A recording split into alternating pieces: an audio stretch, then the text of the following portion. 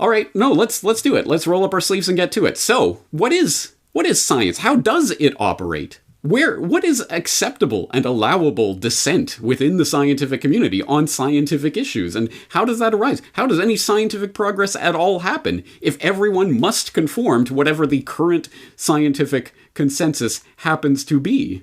Well, of course, actual progress would not be possible. And this is a well-documented, well-understood phenomenon that's been written about in depth for over half a century, going back at least to Thomas Kuhn and The Structure of Scientific Revolutions, which is a book that I'm sure a lot of people have heard of. Many people might cite as a source of information, and a lot of people, whether or not they've ever heard of it, have the lingo. The lingo that Thomas Kuhn really introduced into the English philosophical universe, which, I mean, it existed, but words like paradigm were not in common usage until this book was published. He brought it in, paradigm shift. I'm sure everyone has heard of this concept and now has a better understanding of it. They did not when this was first published, and that was part of its own scientific literature and the back and forth that was going on at the time. But long story short, Thomas Kuhn was interested in the history of science, and as anyone who knows, who actually gets into the history of science, that very quickly becomes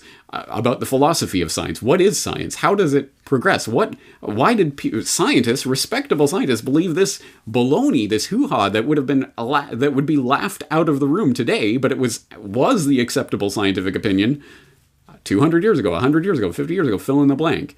And how does that happen? How does change happen? Well, you have the Karl Poppers of the world saying that, oh, it's an accretionist sort of thing. There's a proposal made, and then there's refutation of that proposal, and in the back and forth we learn a little bit more, and it's all just based on just the evidence, just pure evidence that's garnered from experimentation. That's the way science progresses, a little bit at a time, and we learn more and more.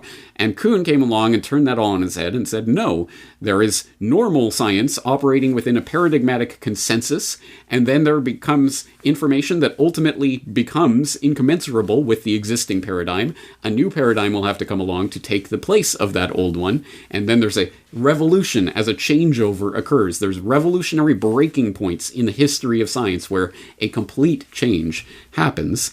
And that's institutional nature, and it's fundamentally about scientific communities and consensus reality in a sense. And although Kuhn himself, I think, later distanced himself from some of the more relativistic implications of his work, they nonetheless are there. And for anyone who has even heard of, is even vaguely interested in the concept of the history of science and philosophy of science, I recommend you actually read this book, not the Cole's Notes version of the book, but the actual book. It is an interesting study with voluminous examples about how science works during times of normal science and then how it works at the rupture points, the revolutionary moments.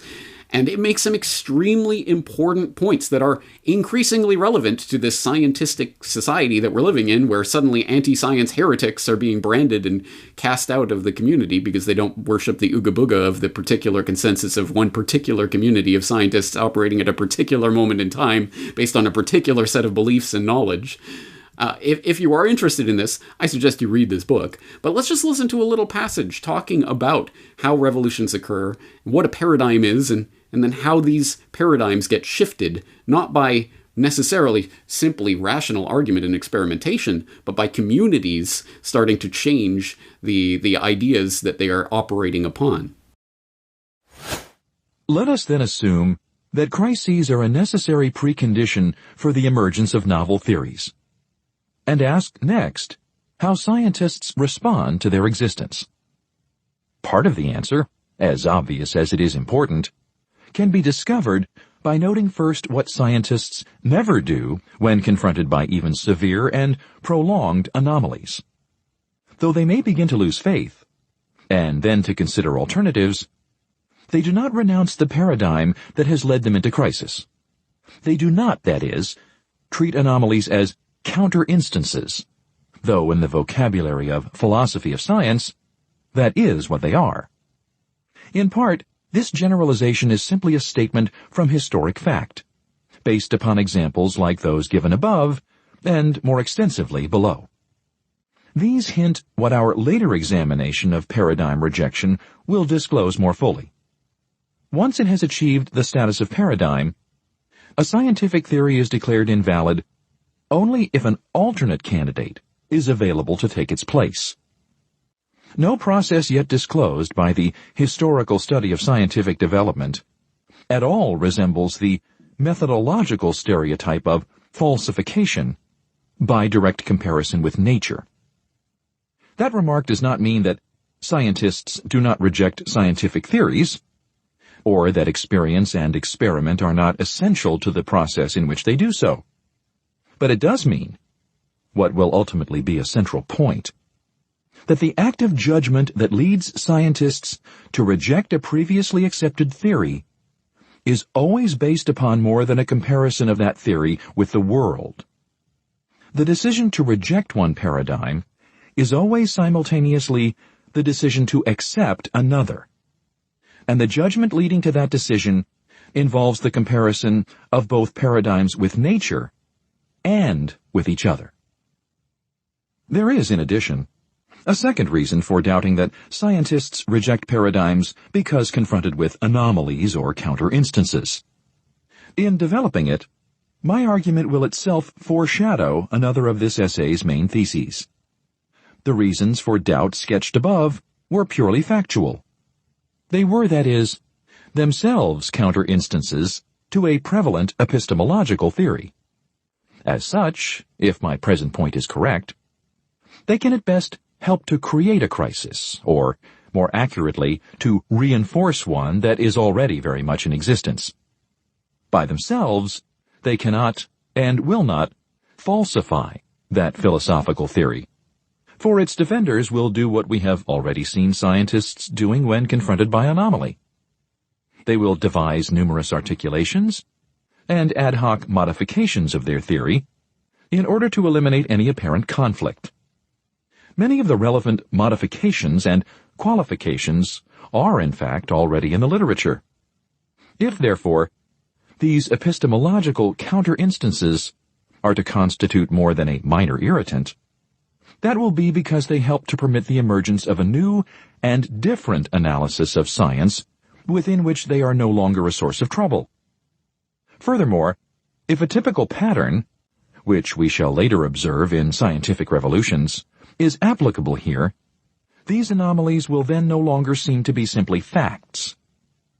From within a new theory of scientific knowledge, they may instead seem very much like tautologies, statements of situations that could not conceivably have been otherwise.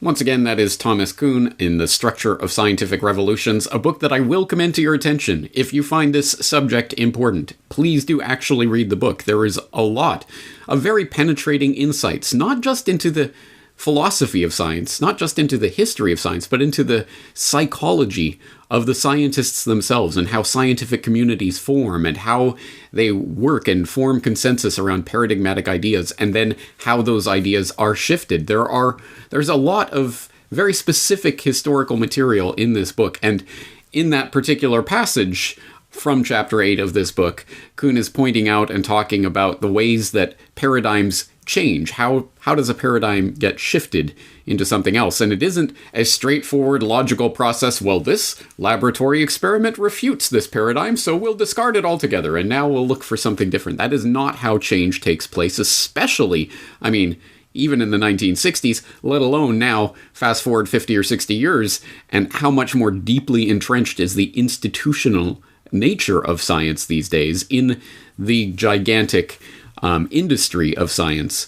Of course, through NSF and national funding of various sorts in various countries, but also through the research universities that are increasingly funded by the corporations and the philanthro-capital investment firms and others like the Bill and Melinda Gates Foundation, which is an investment firm in all but name, essentially. So there is a lot to consider when it comes to this, and for those who need specific examples, in the book, Kuhn goes through many, many specific examples from the history of science, talking about how various theories were forwarded and how an entire research paradigms formed around them, talking about phlogiston and the ether and other such concepts that have long since been discarded and are now looked at as pseudoscience, ooga booga nonsense, but at the time was the cutting edge of science, and it was the scientific consensus. How did that change? How did that changeover take place? That's not an academic question. That's a very, very important question that we need a real answer to in order to understand what constitutes science versus anti-science. Oh, you're anti-science. You're saying something that goes against whatever my view of the establishment, mainstream, respectable scientific opinion is in this particular moment, based on this particular field of research and this knowledge that we have in these experiments that have been officially approved. Not those ones, no. So, again, who is Peter J. Hotez to be sitting on that cloud deeming what is science and what is anti-science? And we don't have to dig deeply into the history of science in order to find examples of this going on, because it is going on today. And we can see it in the daily news headlines. Like, for example, this little exchange from an interview that Saint Fauci conducted, where he was pressured a little about some of the things that we would have expected to see happen in places like Texas that are opening up completely, 100%, no statewide mask mandates or restrictions on businesses. Well, shouldn't this have been a wave of death? You mentioned Texas and that full ballpark in Arlington yesterday. There was a lot of concern last month when Texas effectively opened up, dropped all those restrictions and said it's back to life. And if you go to Texas, as you know, it looks like 2019. The restaurants and the bars are full and open. The ballparks are full. And yet we've seen cases and hospitalizations since then continue to tick downward. So what do you make of that as all of us look around and sort of try to consider how safe it is to get back to normal life? Yeah, it can be confusing because you may see a lag and a delay, because often you have to wait a few weeks before you see the effect of what you're doing right now. There are a lot of things that go into that. I mean, when you say that they've had a lot of activity on the outside, like ball games, I'm not really quite sure. It could be they're doing things outdoors. It's very difficult to just one-on-one compare that. You just have to see in the long range. I hope they continue to tick down. If they do, that would be great. But there's always the concern when you pull back on methods, particularly things like indoor dining and bars that are crowded, you can see a delay and then all of a sudden tick right back up. We've been fooled before by situations where people begin to open up, nothing happens, and then all of a sudden, several weeks later, things start exploding on you. So we got to be careful we don't prematurely judge that. Oh yeah, just wait another couple weeks. We'll see it in a couple of weeks. Don't worry, just wait a couple weeks. The deaths are coming. Trust us. It can't possibly be that the paradigm under which we are operating, in which lockdowns are safe and effective against this killer respiratory viral infection that is going everywhere, it can't possibly be that there's any problem with any of that. No, it's just that we haven't seen it play out yet. It just takes time. How much time? Well, we can't predict that. That's unpredictable. So there are moments of aporia in the data. Well, this doesn't actually line up with anything that we would have expected or predicted, but it doesn't undermine our theory. This is how scientific establishment works. It continues to defend paradigms that have long since ceased to be defensible, simply because, well, there's no new paradigm coming along to take its place, because we are squelching it out of existence in this Soviet-style Lysenkoist purge of any possible alternative explanations for what is happening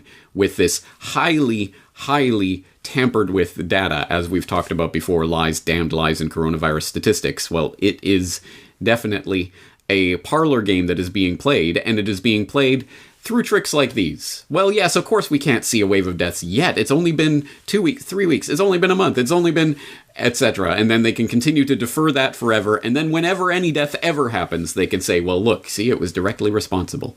This is a game that is being played right now. It is inherently not scientific in nature. There is no testable prediction being made here. It's just that at some point in the future, there will be some sort of rise in some sort of broadly defined respiratory infection cases or something, or some sort of increase in hospital occupancy a decrease in beds available, but actually there are less beds available because you're sending doctors and nurses home. But don't worry about any of that statistical chicanery.